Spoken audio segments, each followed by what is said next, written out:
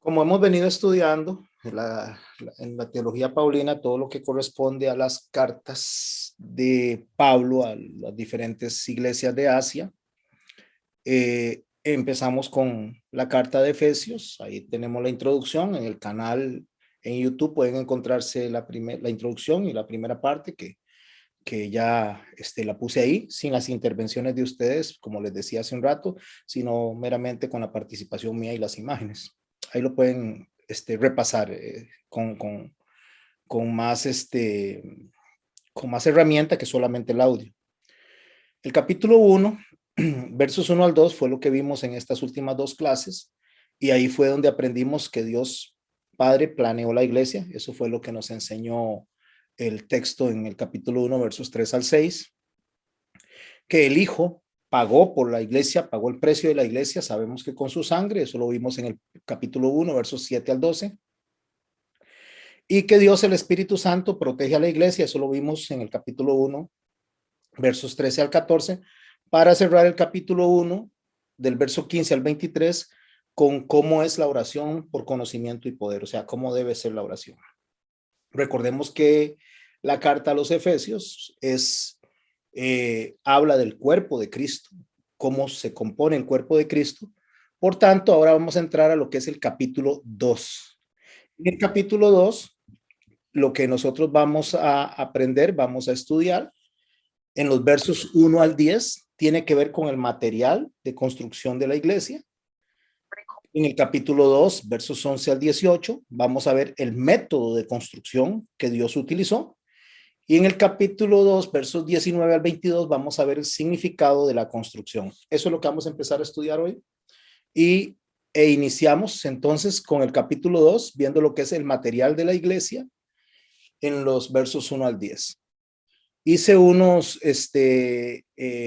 puse unos diferentes colores para guiar su vista a mis palabras, y entonces que podamos estar en sintonía, tanto ustedes como yo, en cuanto a lo que voy hablando. Cada vez que menciono algún color que se resalta, esto es con el fin de facilitarles a ustedes y facilitarme a mí la enseñanza, ¿verdad? Déjenme recibir a los que están entrando. Dice el verso 1 de Efesios capítulo 2, dice, y él vea que lo puse ahí porque es la referencia a Dios, es la referencia a nuestro Señor Jesucristo, que viene y nos salva para componer lo que es la iglesia, que es lo que la carta de los Efesios nos enseña a nosotros, a Jesús como iglesia unido al cuerpo. Él os dio vida a vosotros. No olvidemos es que estos vosotros es una referencia a los gentiles que están en Éfeso, o sea, griegos convertidos. También, por supuesto, dentro de las iglesias de Asia habían judíos, pero va dirigida más a lo que eran los gentiles. Él os dio vida a vosotros y dice, cuando estabais muertos en vuestros delitos y pecados. Si ven ustedes que yo resalté en el color como morado la palabra muertos y que estábamos muertos en nuestros delitos y pecados, lo resalté con el propósito de que nosotros podamos entender claramente qué significa la palabra muertos para un hebreo que está predicando, como es el caso de Pablo, o para lo que es el pensamiento judaico dentro de también la mente, como está predicando Pablo. Si bien es cierto que ya muchos de ustedes conocen el significado de la palabra muerto, voy a volverlo a decir con el fin de que todos estemos en la misma sintonía. Muerto para lo que es el texto hebreo o los textos antiguos, aunque estamos hablando del Nuevo Testamento, pero el Nuevo Testamento se basa en los profetas, se basa en los escritos, en los salmos y en los 5 libros de Moisés. La palabra muertos ahí básicamente es una palabra que ya la hemos conocido, que es tamé, y la palabra vivos es taor. O sea, la palabra vivos es estar limpios y la palabra tamé es estar sucio. Como lo he explicado en otras ocasiones, es como que usted tome un plato que está sucio y uno puede comer en ese plato, porque si usted come en ese plato se va a contaminar. Esto. Entonces, la palabra tamé se refiere a un plato sucio. El plato no deja de ser plato. El plato no es que no sirve, el plato es que no puede ser usado porque está sucio. Cuando nosotros pasamos el plato a tahor, que es limpiarlo, es ponerlo en una situación en la cual el plato sea utilizable para el propósito que está diseñado, entonces se pasa a tamé, o sea, a tahor, perdón, se pasa a limpio. Entonces ya se puede comer en ese plato. ¿Por qué les explico eso? Porque en la palabra del Antiguo Testamento, esa es la referencia que utiliza para muerte también, estar sucio o estar limpio. Cuando Adán muere espiritualmente, él no muere inmediatamente físicamente, aunque muere inmediatamente espiritualmente. O sea, no está apto, no está listo para ser usado para el propósito que fue creado, aunque su cuerpo siguió viviendo. Pero su alma, su espíritu, el diseño para el cual Dios lo puso, está tamé, está sucio.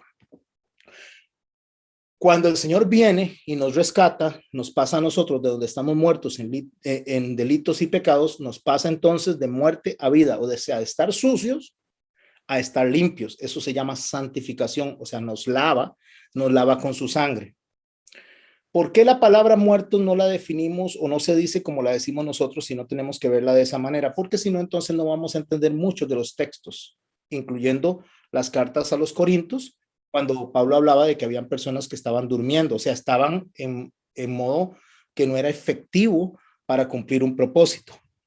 Así que muertos, cuando lo vemos en la palabra, en la Biblia, refiriéndose a nosotros como pecadores, no es una referencia a dejar de respirar, sino a dejar de ser personas que pueden ser usadas en el propósito para el cual fuimos diseñados. Espero haberme explicado en esto, porque ahora vamos a seguir leyendo y esto espero que quede bien claro para todos los que están conociendo esta definición de lo que es estar muerto o vivo, según la Biblia y según los hebraísmos. Entonces dice que nos dio vida cuando estábamos muertos, o sea, inutilizados, sin posibilidad de convertir de cumplir un propósito dentro del reino de los cielos, porque estábamos sucios, eso es muertos en delitos y pecados, estábamos sucios en nuestras acciones, o sea, esos son los delitos, y pecados es en lo que arrastramos desde Adán hasta la fecha. O sea, eso nos impedía a nosotros ser utilizados. En los cuales anduvisteis, observe el verbo en tiempo pasado, en otro tiempo, en los cuales anduvisteis. Anduvisteis en otro tiempo y escucha esta palabra, siguiendo la corriente de este mundo. Esta parte que dice, siguiendo la corriente de este mundo, significa que lo que el texto está diciendo es que las personas buscan, las personas siguen, las personas persiguen el mal. Recuerde que en Génesis capítulo 6, una de las cosas que Dios reclama al hombre es que el hombre siempre va de continuo al mal, o sea, eso es seguir el mal. Yo resalté esta parte de siguiendo la corriente de este mundo. En primer lugar, porque el mundo no se refiere a la Tierra como tal, al planeta. El mundo no se refiere a la cantidad de personas, sino el mundo se refiere a una forma de pensar. Cuando habla de siguiendo a este mundo, dice, es siguiendo una forma de pensar, una forma de pensar que gobierna justamente a las personas que viven en la Tierra. Eso es importante, muy importante también tenerlo bien claro, porque cuando nosotros vemos mundo, tenemos que pensar en, por lo menos en lo que es la teología paulina, tenemos que pensar en pensamientos, en acciones según ese pensamiento. Y dice que siguiendo la corriente de ese mundo, o sea, de este mundo, conforme al príncipe de la potestad del aire, porque Satanás no hace una pelea física, sino una pelea en los aires. Por eso es que también Pablo dice que nuestra pelea no es contra carne ni sangre, sino contra huestes espirituales en los lugares celestiales, porque esa es la lucha. La lucha es una lucha de pensamientos, no es una lucha física. Cuando usted y yo nos encontramos en una diferencia pecaminosa y luchamos, no estamos luchando en carne, estamos luchando en la forma de pensar, y ahí es donde tenemos que ganar la batalla, en el pensamiento, no tanto en lo físico. Podría ser que agarremos a una persona, la amarremos la encadenemos y le estamos hablando palabra y palabra y palabra y la soltamos, esa persona puede haber estado encadenada, se va a ir y se va a ir, igual que como pensó, si no hay un cambio de mente. Porque el cambio que tiene que haber es en la forma de pensar, esa es la verdadera guerra, esa es la verdadera lucha. Por tanto, cuando se habla de lucha espiritual, cuando se habla de guerra espiritual, más que un aspecto físico, como muchas personas lo quieren presentar, es un aspecto de pensamiento. Es ganarle en la forma de pensar al enemigo, que eso fue lo que puso en Adán y Eva cuando le introdujo sus pensamientos a través de esa enseñanza.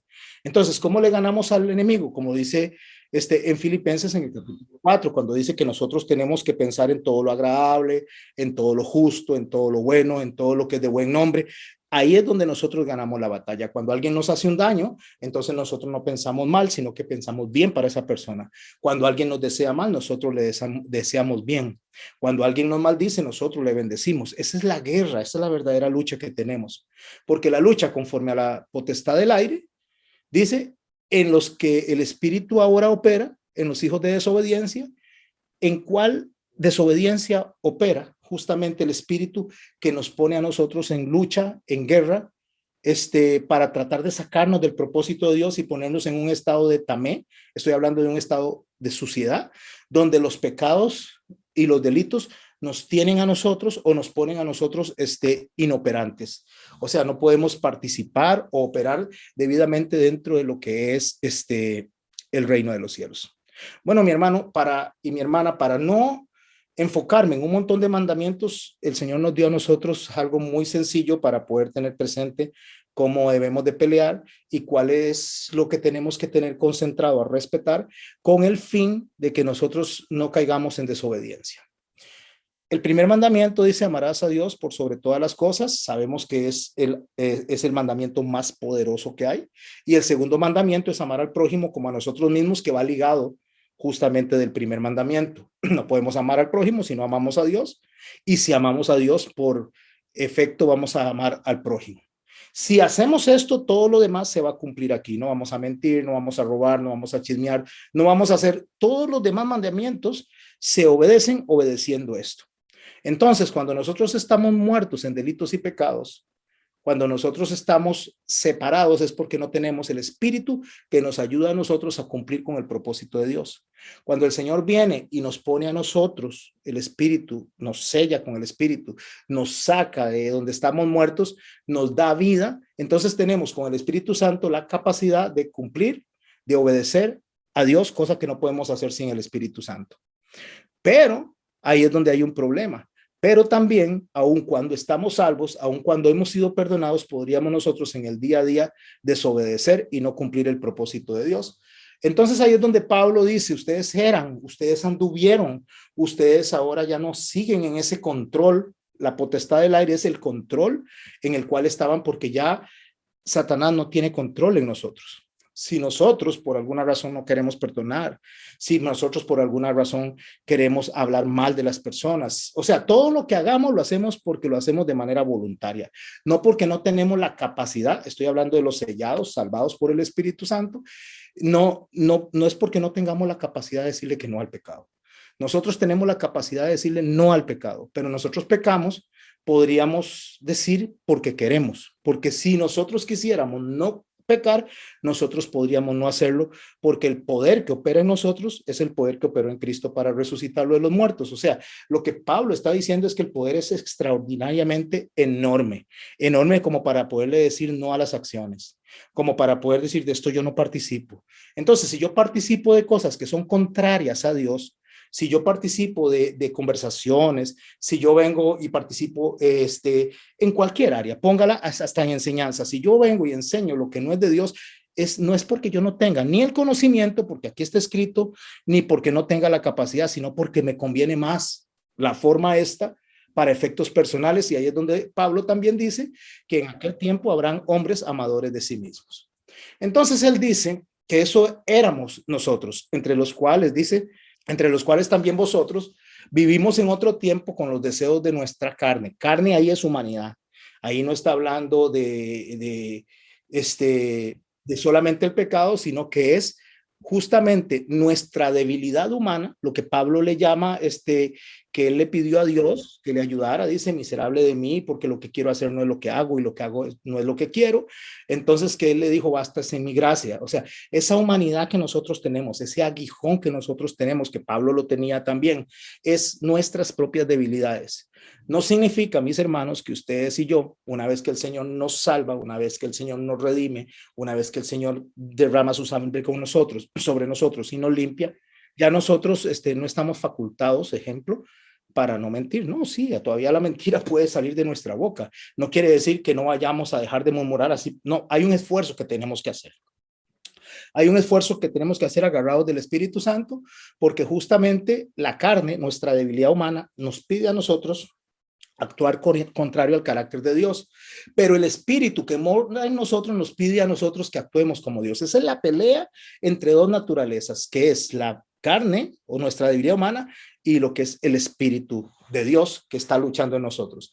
Eso, mis hermanos, se llama santificación, que era lo que estábamos hablando antes de conectar este audio o ponernos a grabar, que hay una parte que Dios hace, nos salva, y hay otra parte que a nosotros nos toca por responsabilidad hacer, que es santificarnos. ¿Y qué es santificarnos? Irnos apartando de lo que a Dios no le gusta y acercándonos a lo que a Dios le gusta.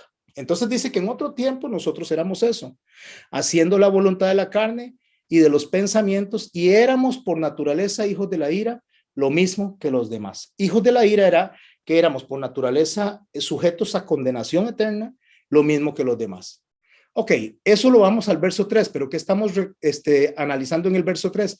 El material que Dios usó para la construcción del templo, el templo que somos nosotros.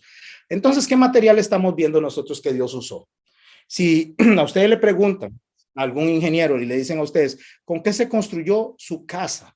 Ustedes dicen, bueno, con cemento, con piedra, con arena, con bloques. Bueno, ¿con qué Dios construyó el templo? O sea, a nosotros, su cuerpo, lo que es su casa, lo que es la iglesia, con pecadores que estaban muertos, que estaban condenados. Eso fue lo que usó él como material. Agarró todo eso, agarró un montón de bloques de pecadores muertos en delitos y pecados, agarró personas que estaban sujetos a la ira de Dios y con eso él empezó a construir el templo. Pero Dios dice que es rico en misericordia por su gran amor con que nos amó, aún estando nosotros muertos en pecados, o sea, a pesar de que éramos inutilizables, a pesar de que éramos personas que no atendíamos al llamado de él, con eso es que él viene y va a construir, con eso es que él va a edificar. Esto, mis hermanos, lo que debe llamar a nosotros la atención es que, voy a poner este ejemplo. Imaginemos que ustedes mañana dicen, bueno, pastor, voy a hacerme un edificio porque estoy pensando poner un restaurante. Entonces lo voy a hacer, vamos a hacerlo en la montaña, bien, allá bien alto, donde llueve muchísimo, por cierto, llueve casi todos los días, como en Bijagua. Ahí vamos a hacer el edificio. Vamos a hacer las paredes de cartulina y vamos a hacer con el piso, lo vamos a hacer de cartón, y en el techo vamos a poner láminas de papel para hacer el restaurante. Entonces ese restaurante va a recibir a todas las personas, ese restaurante va a atender a todos y vamos a comenzar en invierno a atender a la gente. Eso es básicamente lo que Dios hizo con nosotros. O sea, agarró personas que realmente no prometían absolutamente para nada para funcionar dentro de su propósito. Personas incompetentes, mentirosas, murmuradores, ladrones, asesinos, etcétera, etcétera. Él no dijo, voy a mandar ángeles, pudo haber mandado ángeles, voy a mandar ángeles, voy a mandar serafines, querubines, para construir mi iglesia y que me protejan, porque entonces de esa manera el pecado no viene hacia mí. No, él usó lo peorcito de lo peorcito. Y él dice que se acuerda que somos polvo. No solo dice que se acuerda que somos polvo, sino que dice, yo Jehová no cambio. Y por eso no los he destruido, porque si él cambiara diría, y estos definitivamente no sirven para lo que yo los puse. Este edificio, este restaurante no me va a funcionar. ¿Cómo le voy a dar de comer a todo mundo? Le voy a dar de comer a la gente en este restaurante. Si donde cae el agua se va a caer el techo, se va a caer. Pero ahí es donde está, ahí es donde radica justamente la gran misericordia de Dios, como él nos formó y nos utilizó. Ahí es donde radica justamente el poder de Dios, que no está en nosotros. Dice que lo puso en vasijas de barro, para que veamos que el poder no es de nosotros, sino de Dios. Que Él viene y nos usa a nosotros a pesar de nosotros y no gracias a nosotros. Que los comensales van a entrar y se van a sentar ahí en el restaurante y van a tener, y no se le va a meter ni una gota de agua. ¿Por qué? Porque el material que utilizó, a pesar de ser un mal material, a pesar de ser un material débil, con la sangre de Cristo, es como que usted agarra y revista ese material con la sangre de Cristo y le ponga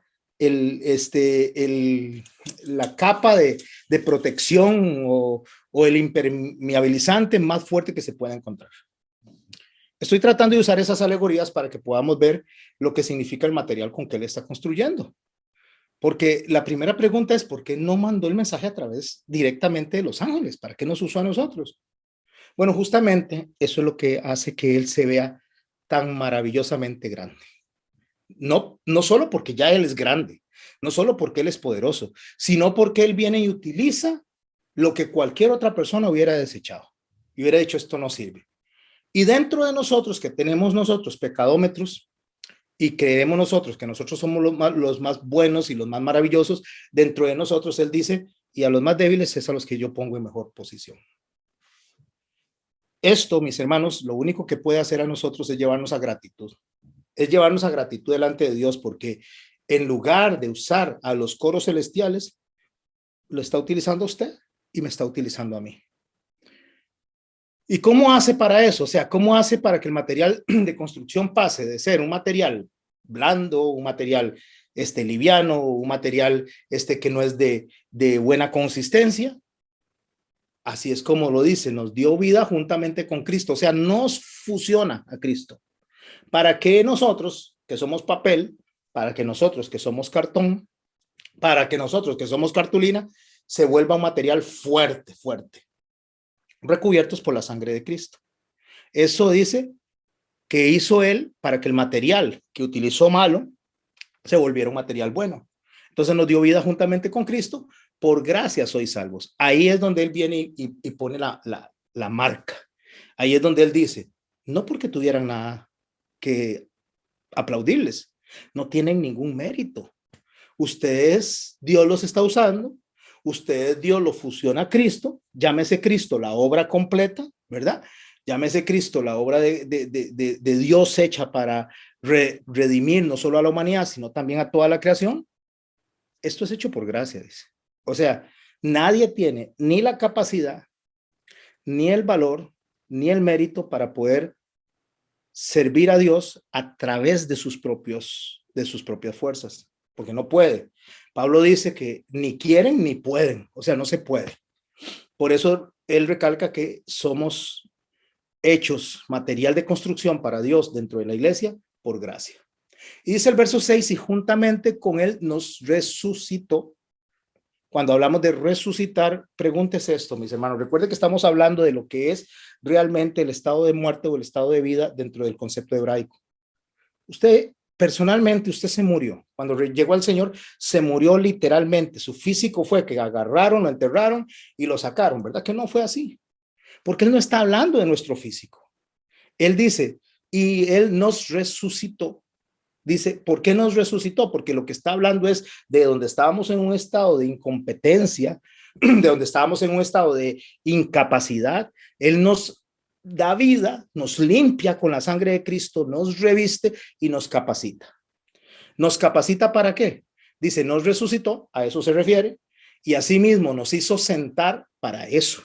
Nos limpia, nos sienta justamente en los lugares celestiales con Cristo. Ya no es un problema de la tierra, ya no es una lucha terrestre, sino una lucha en los lugares celestes. Ve qué bonito como vamos agarrando todas las enseñanzas. O sea, ¿dónde se pelea? Si usted va a hacer una pelea en los lugares celestes y no en los lugares físicos, ¿cómo haría la pelea? Si yo hago una pelea en los lugares físicos, ¿con qué la hago? Bueno, voy a buscar una ametralladora, voy a buscar una espada, que fue lo que el Señor le dijo a Pedro. No, Pedro, con eso no se pelea aquí.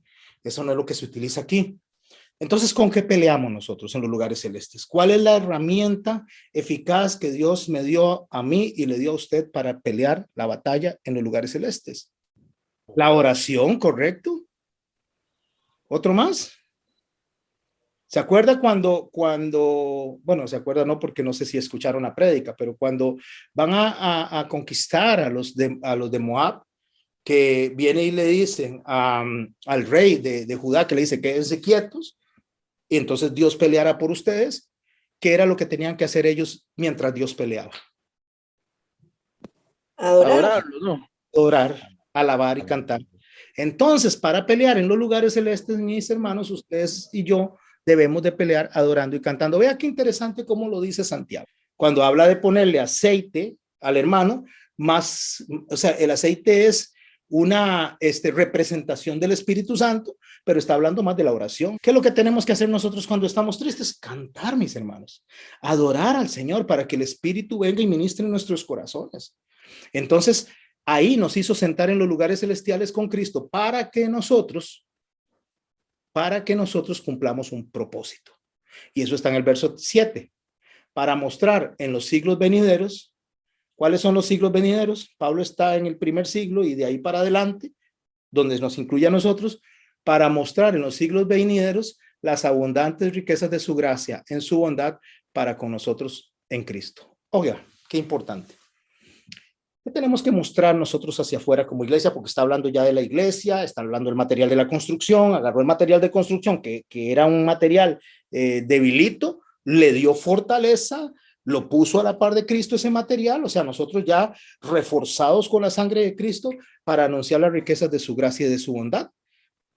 Para con nosotros, es a lo que Dios ha hecho con nosotros, mis hermanos, hacia afuera. Ya estamos claros que la lucha es orando, adorando.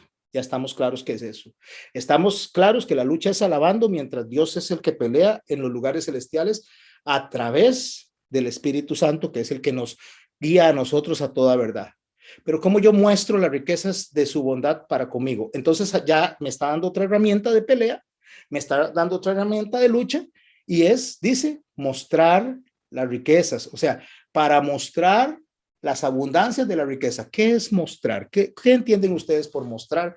Mostrar lo que Dios ha hecho en nosotros. ¿Cómo lo mostramos? Dando testimonio. Somos cartas abiertas, dice Pablo, para ser leídas. Entonces, cartas abiertas para ser leídas significa que en nosotros, en nuestra conducta, en la forma que hablemos, en la forma que resolvamos, ahí están leyendo todo lo que Dios ha hecho en nosotros. Y las personas vienen y siguen leyendo lo que estamos haciendo. No lo que estamos diciendo, vea qué importante, no lo que estamos diciendo, sino lo que estamos haciendo. ¿Por qué? Porque yo puedo decir muchas cosas y mi conducta puede hacer o mostrar otra cosa. Yo puedo decir que a ustedes yo los amo muchísimo, pero si yo vengo y los maltrato y si yo vengo y los avergüenzo, entonces mi boca dice que los ama, pero mis actos dicen que no tengo amor por ustedes. No sé si me explico, mis hermanos, y de la misma manera entre ustedes para mí. O sea, si ustedes me dicen a mi pastor, le amamos, pero por otro lado, me faltan el respeto o hacen cosas que vayan contrarias a lo que es el carácter de Dios con una autoridad que él ha depositado, entonces eso es un mal testimonio. Lo mismo es para con Dios. Nosotros decimos que amamos a Dios, entonces nuestros actos deben reflejar eso. Entonces ese es el testimonio, dice, para mostrar en los siglos venideros las abundantes riquezas de su gracia en su bondad para con nosotros en Cristo Jesús. Y vea qué es en Cristo Jesús. En todo momento dice, juntamente con Cristo, en Cristo Jesús. Necesito explicar esto, mis hermanos, aunque yo sé que muchos lo saben. ¿Por qué? Porque el verso dice que por gracia sois salvos por medio de la fe. Esto no de vosotros, pues es don de Dios, no por obras para que nadie se gloríe, porque somos, o sea, estamos fusionados a Cristo, somos hechura suya, creados en Cristo Jesús para buenas obras, las cuales Dios preparó de antemano para que anduviésemos en ellas. O sea, quiere decir que lo bueno, lo que nosotros hacemos bueno, que dice Santiago, que no viene de nosotros y viene de Dios, sino que viene de Dios, ya eso está establecido desde antes de que nazcamos para que lo hagamos. Porque todo lo bueno Dios lo creó desde el principio. ¿Sabían ustedes que uno de los problemas que nosotros muchas veces no entendemos y la gente cree, tengo una prédica para el 13 de este mes, que cuando la suba, por favor, escuchen en Bijagua. La prédica pregunta que si nosotros estamos siendo castigados o es una consecuencia. O sea, castigo o consecuencia. ¿Qué recibimos nosotros de parte de Dios? ¿Un castigo o una consecuencia? Cuando nosotros analizamos el texto de Adán y Eva, logramos ver y logramos entender que lo que hay es una consecuencia. Pero una vez que el hombre hace lo contrario, entonces lo que le viene al hombre es la consecuencia de la desobediencia. Eso es lo que le viene, le cae al hombre. Y cuando estoy hablando del hombre, estoy hablando del hombre y la mujer. La consecuencia de la desobediencia. ¿Y por qué yo sé y ustedes saben que no es un castigo sino una consecuencia? Porque cuando Dios maldice, ahí está el castigo, la maldición. Cuando Dios maldice, Él no maldice al hombre ni a la mujer, mis hermanos. Usted puede analizar el texto y si no, escuche la prédica cuando la suba, si Dios me da vida. Cuando Él maldice a la serpiente y a la tierra por causa de lo que lo hizo el hombre. Pero no maldice al hombre y a la mujer. Más bien les bendice. Cuando digo les bendice, les dice, voy a mandar a la simiente, o sea, voy a mandarles la salvación y esto es lo que va a sacarlos de este problema en el cual se metieron. Y les pone dos vestiduras de pieles de inocentes para que ellos tengan en su mente presente de que va a venir un inocente a ser sacrificado por la humanidad, esa humanidad de ese momento. Pero entonces le dice, bueno, ahora usted parirá con dolor, usted va a trabajar con el sudor de su frente, usted está hablando, pero no es un castigo, le está diciendo, esto es el resultado de lo que hicieron. Ustedes iba a tener hijos, porque dice, ahora los tendrás con dolor. O sea, iba a tener hijos, pero sin dolor. Al hombre le dice, ahora trabajas con el sudor de tu frente. Yo me imagino que nada más iba a tomar los frutos así, se los iba a comer sin tener que hacer mucho esfuerzo. Entonces, al final de cuentas, mis hermanos, lo que Dios le dice al hombre es que usted tiene un resultado por su acción.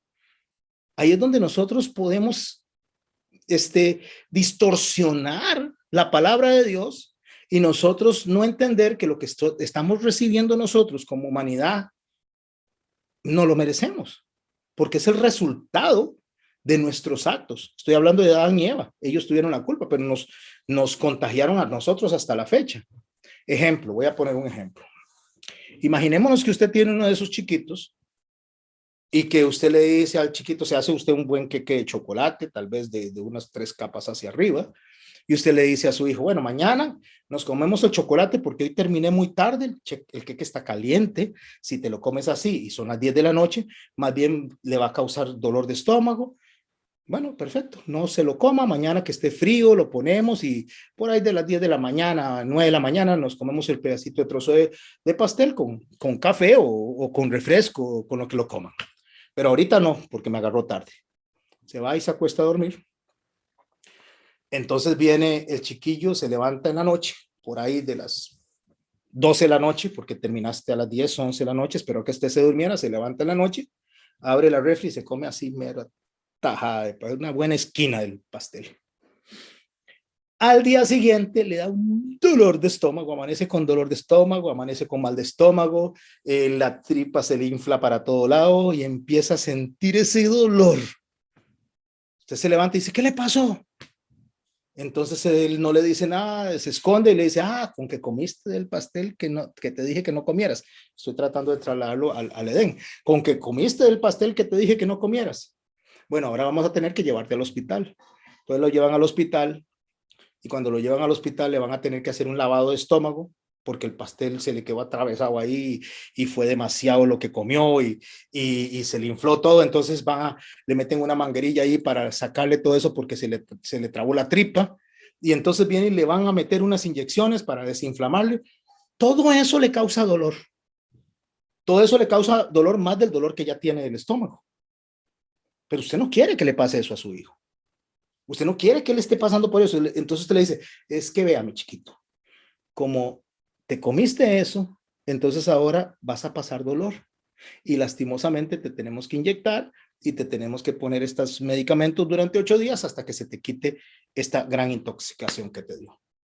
Utilicé un pastel, pero espero que el ejemplo sea el que nos lleve a nosotros a la mente de qué es lo que está pasando en el Edén. En el Edén el Señor le dice, mira, ahí está el pastel, pero este pastel no tiene lactosa, todo esto, y hay uno en el centro que tiene lactosa y ustedes son intolerantes a la lactosa. Si comen de ese, se van a morir.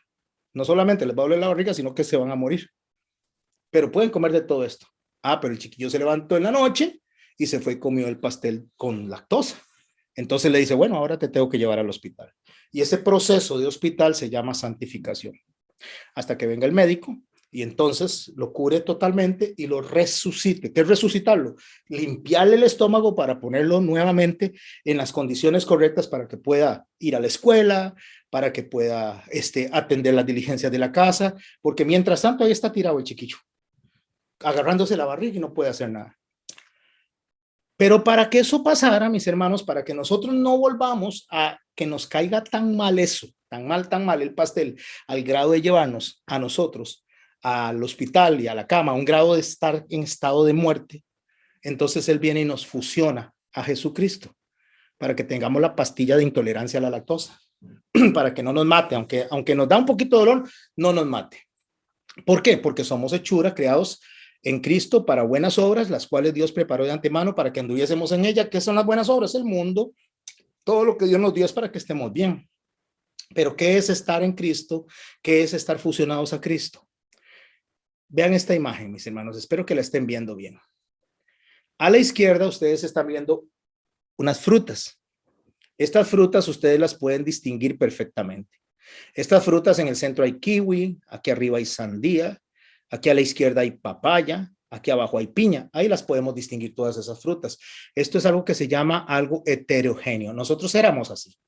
Éramos, cada uno de nosotros tenía su forma de actuar, cada uno de nosotros tenía su forma de resolver por separado. Pero no funcionábamos bien. Porque entonces no es así, pero voy a hacer un ejemplo, voy a imaginarme nada más que como Max es tan grandote, él resolvía y a los puños.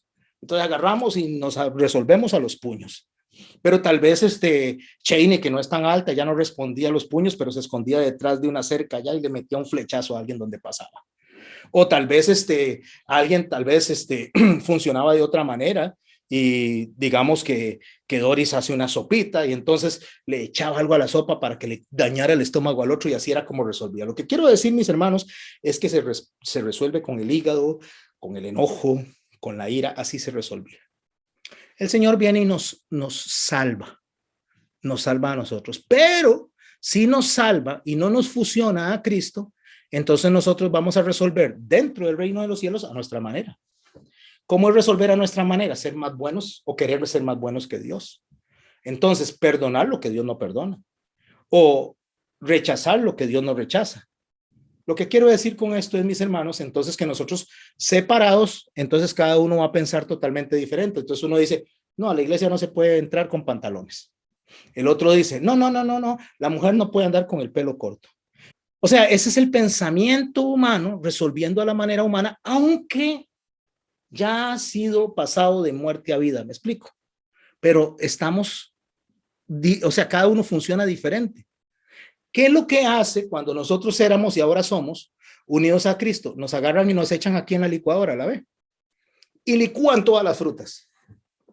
Entonces le echan el agua, que es Cristo, que es vida, que es la palabra.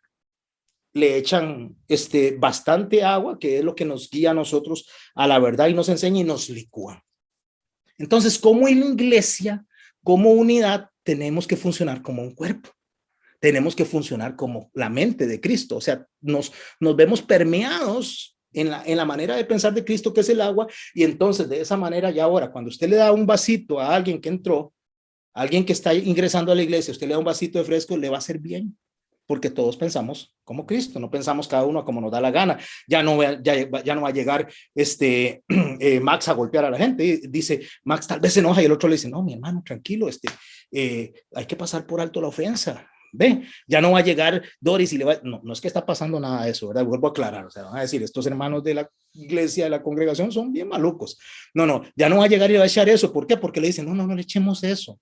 O sea, más bien al contrario, démosle una pastillita, démosle a alguien que lo alivie. Lo que quiero decir, mi hermano, como explicándole, mi hermana, como explicándole a niños en un kinder, ustedes no son niños, son adultos, pero como explicando eso, es tratando de llevar mi explicación a la forma más simple, más sencilla para entender lo que es estar en Cristo y no estar en Cristo.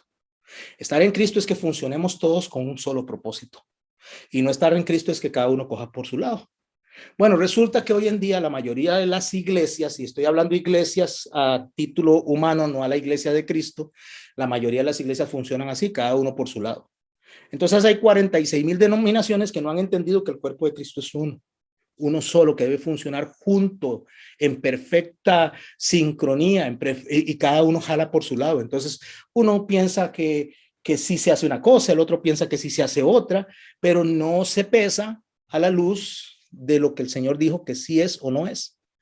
Entonces, para no verse las personas atropelladas por la palabra de Dios, entonces dice que los mandamientos ya no aplican para nosotros y entonces el cuerpo de Cristo, la iglesia que se supone debe predicar a Cristo, empieza a predicar cada uno. Un día uno se presenta kiwis, el otro enseña piñas, el otro pedacitos de papaya, el otro pedacitos de sandía, cuando debería funcionar como este de la derecha. Presentar un jugo que sea nutritivo para todos. ¿Me expliqué, mis hermanos, con eso? Bueno, eso justamente es lo que hizo el Señor cuando unió a la iglesia en Cristo. Ahora viene y le da un método de construcción. ¿Qué es un método de construcción? Bueno, ahora que tenemos el jugo, ahora que tenemos el material, necesitamos saber cómo lo tenemos que usar. Porque yo necesito saber cómo usarlo, porque si yo no lo uso bien, entonces no voy a cumplir el propósito. Aunque estemos todos unidos, aunque estemos todos funcionados, ahora nos va a dar un método. ¿Qué es el método? Una forma de proceder. Y eso lo vamos a ver en el capítulo 2, versos 11 al 18. Por tanto, dice, por tanto, viene el método. ¿Cuál es el método? Por tanto, acordaos que en otro tiempo vosotros los gentiles, en cuanto a la carne, en cuanto a lo que es la debilidad humana, erais llamados incircuncisos, erais llamados incircuncisión por la llamada circuncisión hecha en la carne. Lo primero que nos da como método es, no se olviden de dónde lo sacó Dios.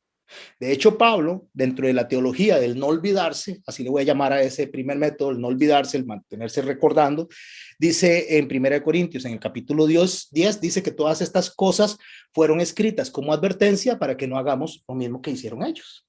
Entonces es no olvidarse, porque si yo me olvido, entonces automáticamente yo vuelvo a cometer los mismos pecados y vuelvo a cometer los mismos delitos que cometía antes. Entonces es recordar. Por eso el Señor dice, recuérdales estos mandamientos, recuérdeselos todos los días, péguenlos en las paredes, péguenlos en las puertas, péguenlos en los dindeles, pónganselos en todo lado. No está hablando de algo físico, como lo hacen los judíos hoy en día, que se cuelgan las tiritas aquí para recordar el mandamiento. No, recuérdalos es en la mente, aquí. Cuando le dice que los pegue por todo lado, lo que se refiere es que no importa dónde vayamos, nosotros tengamos presente lo que Él nos dijo, de la forma que tenemos que conducirlos para agradarle al Señor. Recuerde que estamos hablando del cuerpo de Cristo. Eso es toda la carta de Efesios. Y él empieza a hablar de asuntos meramente teológicos hasta el capítulo 5, capítulo 6, donde empieza a hablar de conducta. Una vez que nos enseña a nosotros estas bases, después nos va a enseñar a nosotros cómo conducirnos con la esposa, con el esposo, con los hijos, para poder tener bien claro cómo debe comportarse la iglesia en sociedad. Entonces, del método, el primer punto que tenemos que tener presente es recordar. Recordar que de dónde salimos. No recordar de dónde salimos con el fin de anhelar devolvernos, sino decir, no, de verdad, o sea, Dios ha venido trabajando en mi corazón. Entonces, ¿para qué me voy a devolver? Mejor sigo caminando, como dice el libro de Hebreos, con los ojos puestos en Cristo, buscando llegar a la meta, ¿verdad? Porque el problema no es comenzar, el asunto es terminar, porque si nosotros comenzamos la carrera y nos quedamos de camino, entonces no hicimos nada. El asunto es terminar la carrera, llegar al final. Hablando de los métodos, dice, en aquel tiempo estabais, por eso es que tenemos que recordar, sin Cristo, alejados de la ciudadanía de Israel y ajenos a los pactos de la promesa, sin esperanza y sin Dios en el mundo. Ok, ¿qué tengo que recordar? Tengo que recordar de dónde Dios me sacó, de dónde yo estaba, que estaba sin Cristo, o sea, sin el poder de Él para operar, alejados de la ciudadanía de Israel, significa que estábamos lejos del plan de Él como reino y ajenos a los pactos de la promesa, ajenos a los pactos de la promesa. Esto es muy importante, mis hermanos, porque si yo estoy ajeno al pacto de la promesa, ¿a cuáles pactos está hablando? Escuche lo que dice el Señor en Deuteronomio 32, 21, cuando habla de cómo fuimos incluidos dentro del pacto de la promesa. ¿Y cuál es la promesa?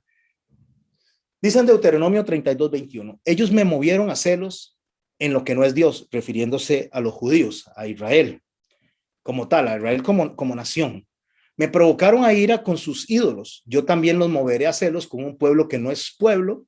Los provocaré a ira con una nación insensata. ¿Sabe qué está diciendo? Voy a agarrar lo que ellos consideran que no me honra, que no me ama, porque ellos creen que para ser salvo hay que ser judío, y voy a agarrar a esos que él piensa que son unos perdidos, a esos insensatos que no me aman, y voy a cambiar sus corazones para que ellos los vean a estas personas amándome y los provoque a celo. ¿Qué es provocar a celo? Provocar el deseo de funcionar como funcionan aquellos que ahora aman a Dios. En 1 Pedro 2:9, hablando de esto, que es más extendido justamente en el libro de Oseas, dice así: mas vosotros sois linaje escogido. Ahora sí está hablando de los gentiles. Real sacerdocio, nación santa, pueblo adquirido por Dios. ¿Cómo? Como lo acabamos de explicar, por medio de la sangre, que fuimos comprados, que fuimos planeados por Dios y que estamos siendo protegidos por Dios y que somos guiados por el Espíritu Santo. ¿Para qué? Para ser linaje escogido, real sacerdocio, nación santa, pueblo adquirido por Dios para un propósito, no para quedarnos sentados, para que anunciéis las virtudes de aquel que los llamó de las tinieblas a la luz admirable. O sea, para que anuncien y le digan a la gente lo que yo era y ahora soy. Gracias a Dios que yo hacía esas cosas, pero ahora no las hago. Pero no parándose 45 minutos al frente de un estrado a decir todas las fechorías que hacían y agarrar 2 minutos para decir y Cristo me salvó. No, parándose para decir yo estaba muerto en delitos y pecados y Dios me trajo paz, restauró mi familia, restauró mi corazón, y empieza usted a decir todo lo que Dios ha hecho. No necesita más milagros que usted mismo para predicar. Usted es el milagro. Usted y yo somos el milagro para mostrarle a la gente en testimonio, que fue lo que vimos hace un rato, para mostrarle las bondades de Cristo, las bondades de nuestro Señor Dios Todopoderoso. ¿Por qué? Porque dice el verso 10, vosotros en otro tiempo no erais pueblo, pero ahora sois pueblo de Dios, que en otro tiempo no habías alcanzado misericordia, pero ahora habéis alcanzado la misericordia. Eso es lo que tenemos que decir. Eso es lo que tenemos que anunciar. Eso es lo que tenemos que enseñar. Así que el método de la construcción dice en el verso 13, pero ahora en Cristo Jesús, vosotros que en otro tiempo estabais lejos, habéis sido hechos cercanos. ¿Por qué? Por la sangre de Cristo. Método de construcción. Principalmente método. Voy a dejarlo aquí un momento. El método tiene que ver con el sacrificio de Cristo, con la sangre de Cristo, porque lo dice muy claro los escritos bíblicos que sin derramamiento de sangre no hay remisión de pecados. Entonces la sangre se convierte en el factor relevante de nuestra salvación. La sangre se convierte en el factor relevante de nuestra santificación, de nuestra limpieza. O sea, la sangre no es algo para andar hechizando a la gente y cubriendo carros o cubriendo casas. No, eso es aparte de un gran error, mis hermanos, es dar por menos la sangre de Cristo. La sangre de Cristo tiene una sola función: perdonar pecados y cubrir a la gente, cubrir nuestras almas y nuestros corazones para ser aceptos delante de Dios. Nuestros corazones, nuestra alma, a nosotros mismos, no los objetos. Hay algo que ellos no entendían con la vaquilla. La vaquilla tenía que estar totalmente roja, tenía que ser roja, no podía tener ni un pelito blanco, tenía que ser roja hasta las pezuñitas. Pero ellos no entendían por qué para usted y para mí la sangre es algo positivo. Para usted y para mí la sangre es la sangre de Cristo y es vida, porque entendemos eso. Ellos no lo entendían. Para efectos de ellos la sangre es algo negativo, porque la sangre representa el pecado y la transferencia de pecado de generación en generación. Por eso el Dios le dice, no coman animales con sangre, porque la sangre representa el pecado dentro de la humanidad. Eso representa. Y cuando la vaquilla está totalmente roja, está llena de pecado, está cubierta de pecado. Entonces, cuando Jesús sube a la cruz, y digo sube porque él fue el que decidió ir a la cruz, aunque lo llevaron, él fue el que decidió, él iba rojo, totalmente rojo, cubierto de pecado. Iba totalmente cubierto de pecado. Por eso era despreciable, por eso no se le quería ver con positivismo. O sea, por eso era que no era aceptado, porque ¿cómo la sangre va a representar salvación? O sea, ¿cómo la sangre va a ser blanco algo? Pero porque no habían entendido, y voy a hacer una pausa aquí para que veamos la ricura de entender los textos. Porque no habían entendido, voy a buscar el Salmo 22, a ver si podemos ubicarnos desde el Salmo, aunque me detenga aquí en Efesios, pero es importante ver por qué la sangre debe verse como se ve. Salmo 22, mis hermanos, vamos a ir al Salmo 22. Salmo 22 es un salmo 100% profético de la pasión de nuestro Señor. Voy a leer y me voy a quedar en una porción. Lo voy a leer de seguido desde el verso 1 y me va a quedar una porción para que entendamos este aspecto de la sangre. Cómo la sangre que representaba pecado, como la sangre que más bien era algo negativo para ellos en cuanto a, o sea, no entiendo por qué la vaquilla tiene que ser roja, porque no es blanca, porque lo blanco es lo que representa para ellos pureza, lo rojo representaba pecado. Entonces, ¿cómo Jesús tiene que subir lleno de pecado? O sea, ¿cómo tiene que morir en una cruz lleno de pecado? ¿Cómo tiene que llevar en sí el pecado de todos nosotros? Porque cuando él fue cubierto con sangre, fue cubierto con pecados.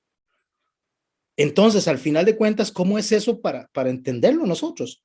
Salmo 22 dice así: Dios mío, ¿por qué me has desamparado?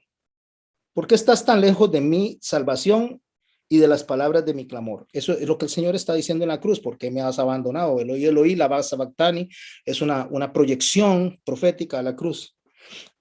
Dios mío, clamo de día y no respondes, y de noche y no hay para mí reposo. Pero tú eres santo, tú que habitas entre las alabanzas de Israel.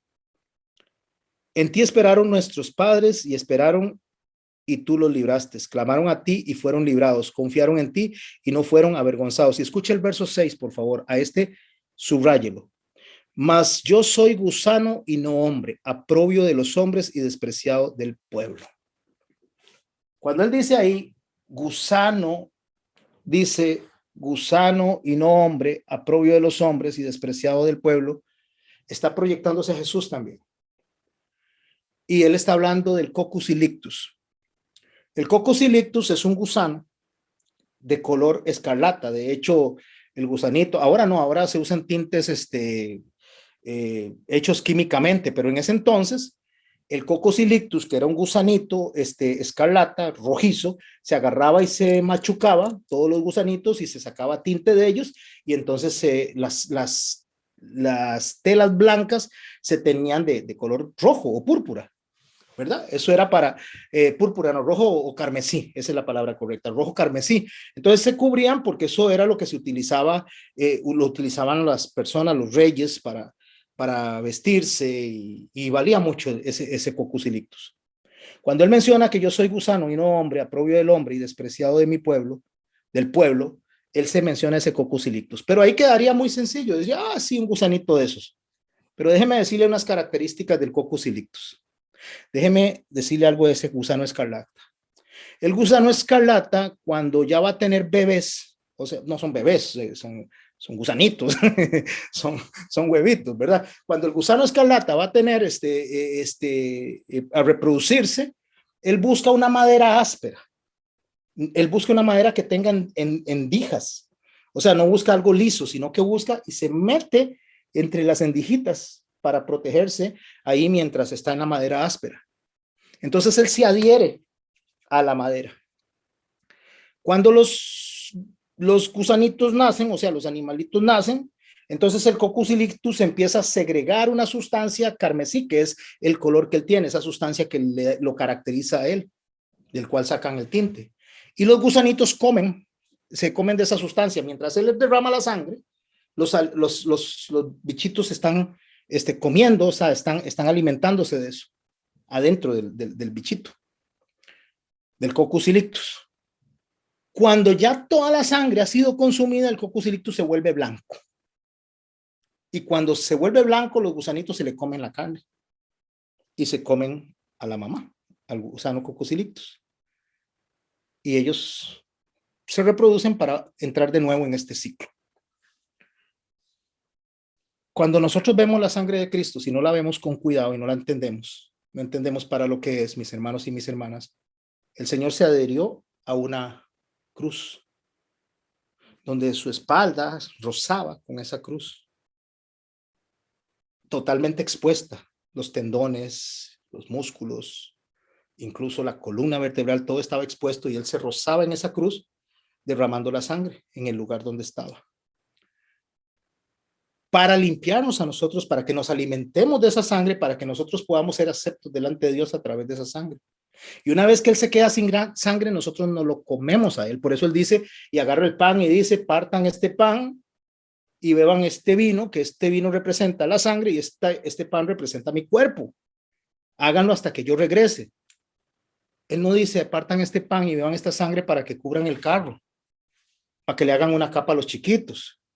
No, para que recuerden, tengan en la memoria mi muerte hasta que yo vuelva.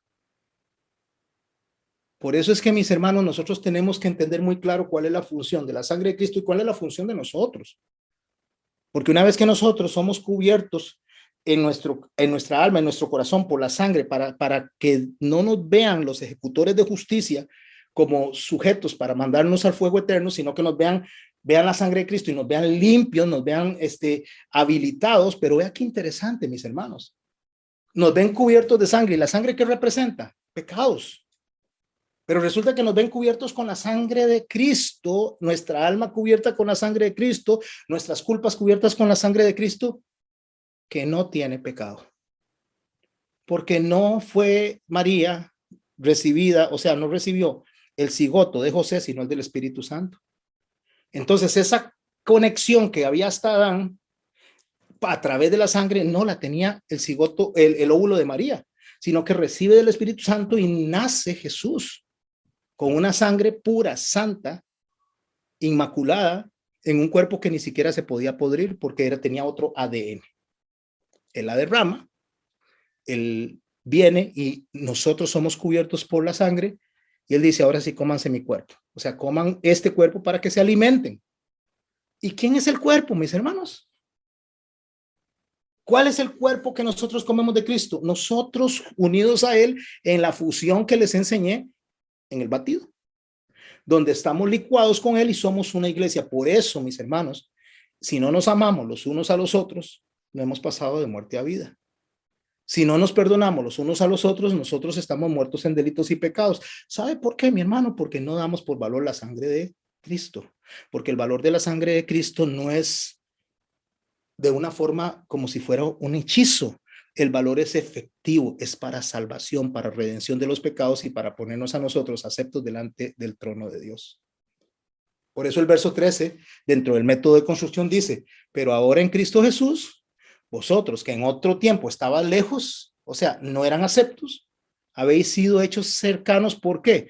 Por la sangre de Cristo. Por la sangre de Cristo. Mis hermanos, esto es poder. Porque Él es nuestra paz, que éramos enemigos. Él es nuestra paz, que de ambos pueblos hizo uno. ¿Cuáles pueblos? Judíos y cristianos. Judeo-cristianos, derribando la pared intermedia de la separación, aboliendo en su carne las enemistades. Déjeme explicarle esto de derribando la pared inmediata de la separación. Cuando nuestro Señor Jesús es crucificado, Él es sacado hacia el Gólgota. Y la crucifixión se hacía de frente hacia el templo porque así se sacrificaba la vaquilla. Y del templo, la parte frontal del templo veía hacia el Gólgota. Adentro del templo había unas cortinas, un lienzo enorme que tenía 10 centímetros de grosor, que dice que ni dos burros jalando a los lados lo podían rasgar. Eso tapaba la entrada al lugar santísimo. Afuera está el lugar santo y más afuera están los diferentes atrios. Entre el atrio de los judíos y el atrio de los gentiles, o sea, la gente podía llegar al atrio de los gentiles y no podía pasar más adentro, solamente los judíos y después solo los sacerdotes. Entre el atrio de los judíos y el atrio de los gentiles había un rótulo que decía en 3 idiomas, en hebreo, en latín y en griego, no pasar de aquí so pena de muerte. O sea, decía, si usted no es judío, usted no puede entrar aquí. Usted no puede entrar al lugar santo, usted no puede entrar al lugar de adoración, usted tiene que estar afuera. So pena de muerte tenía ese rótulo, decía, en 3 idiomas, los que se hablaban en la época, griego, hebreo y latín, que decía, no pasar de aquí so pena de muerte. Cuando Jesús muere, se rasga, escuche, se rasga el velo y queda abierto desde donde está el lugar santísimo. Dios representado en el arca podía ver representado en ese lugar, podía ver el sacrificio de Jesús, y Jesús podía ver desde ahí el arca, o sea, podía ver el lugar santísimo.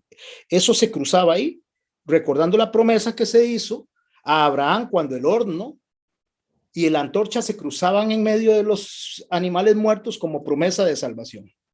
Entonces eso se cruzaba, esas miradas se cruzaban, pero hay algo particular que mucha gente no le pone atención, que antes de que Jesús muriera y se abriera eso de par en par, Pilato había puesto un rótulo sobre la cruz que decía Jesús, Rey de los Judíos, en latín, en hebreo y en griego.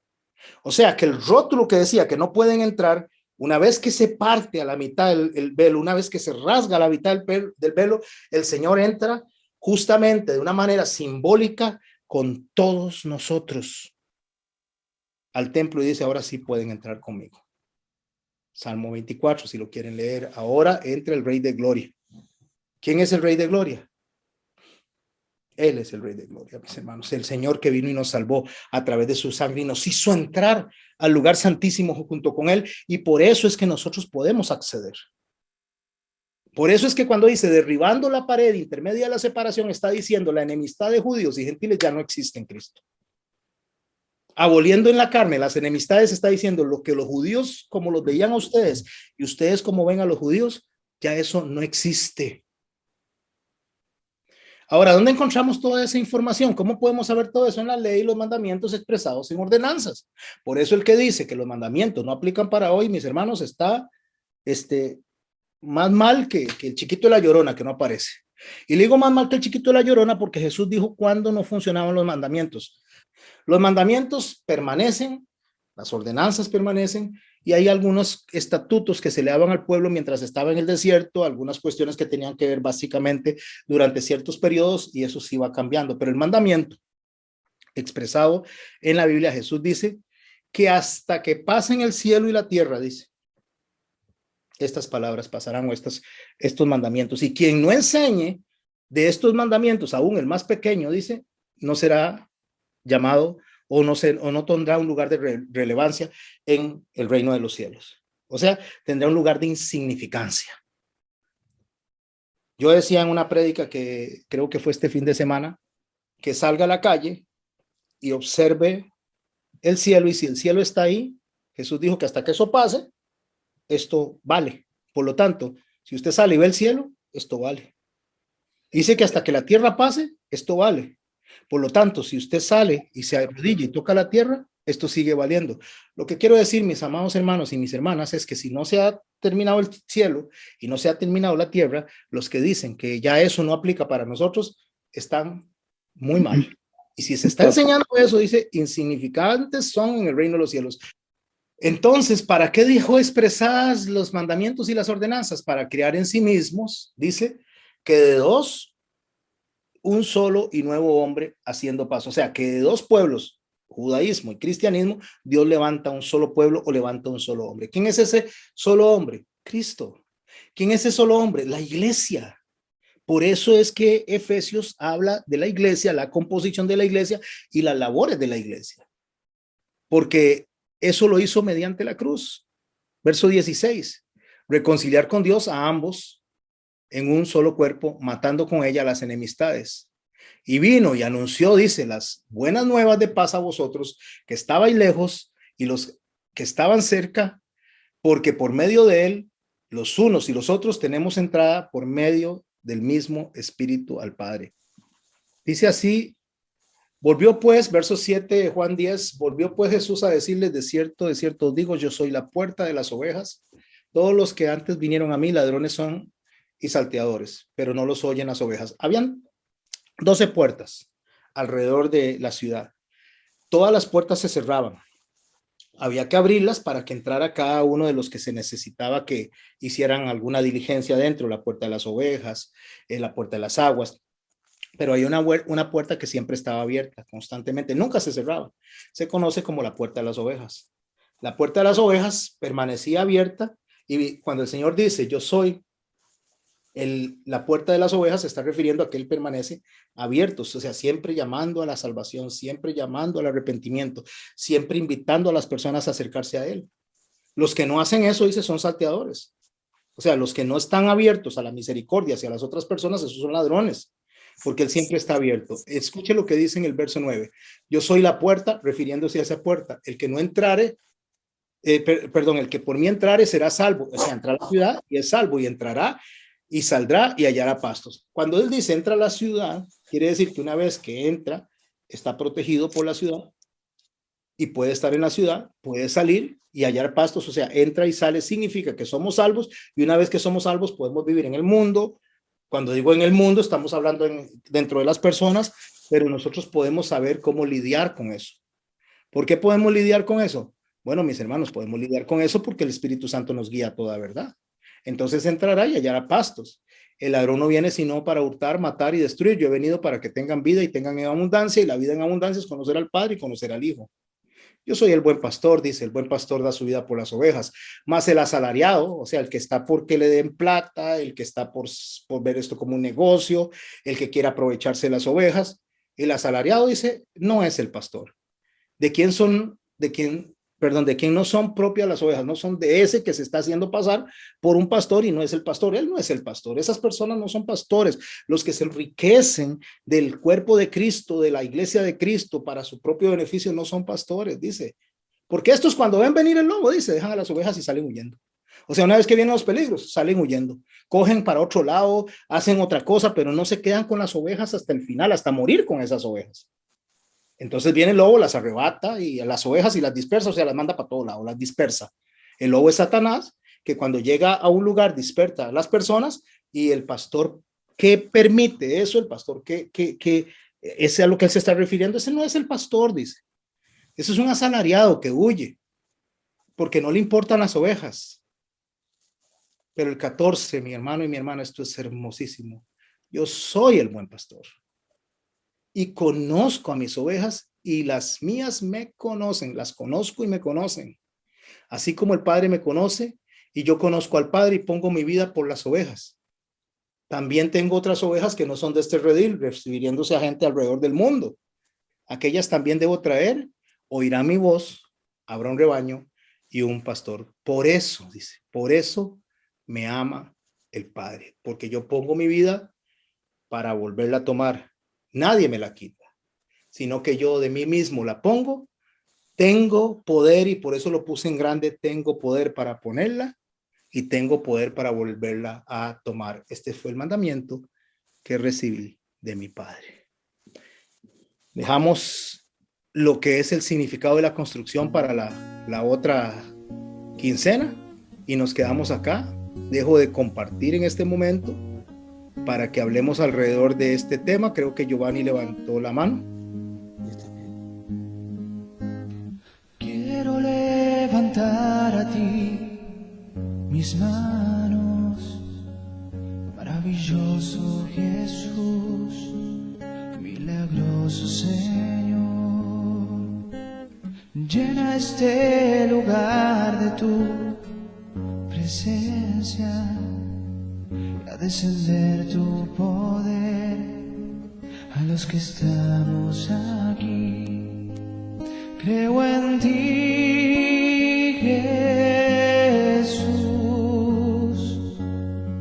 y en lo que harás en mí. Creo en ti, Jesús, y en lo que harás en mí, en mí, en mí. Recibe toda la gloria, recibe toda la honra, precioso Hijo de Dios.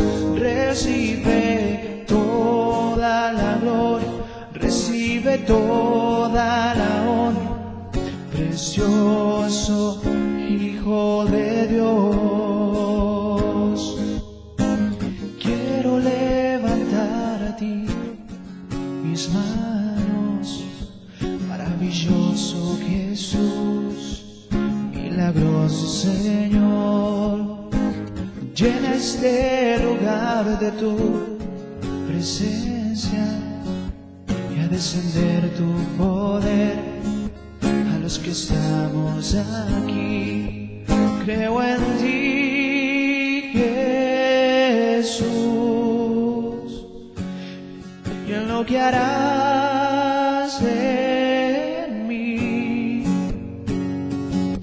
Creo en ti, Jesús, y en lo que harás en mí, en mí. Recibe toda la gloria, recibe toda la honra, precioso Hijo de Dios. Recibe toda la gloria, recibe toda la honra, precioso Hijo de